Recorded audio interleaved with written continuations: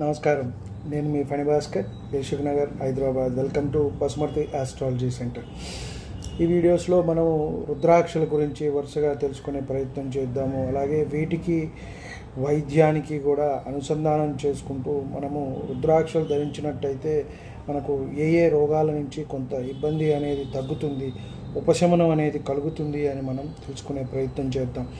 ముఖ్యంగా రుద్రాక్షలు ఆ పరమశివుని స్వరూపంగా మనం భావిస్తాం. ఇక్కడ కొంత భిన్నమైన వాదనలు ఉన్నాయి. ఆడవారు ధరించవచ్చు అని, ధరించకూడదు అని. ధరించకుండా ఉండటమే ఉత్తమం. ఇది మగవారు ధరించినట్టయితే ఇబ్బంది లేకుండా ఉంటుంది.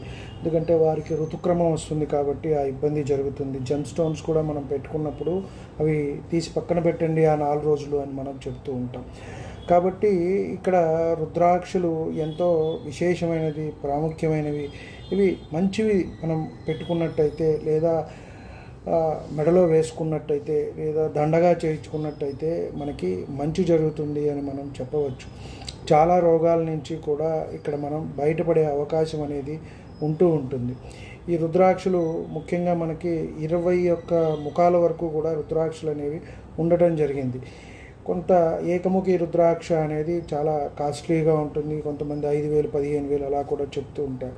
కాబట్టి మంచిది దొరికినప్పుడు మనము పెట్టుకోవటం మంచిది.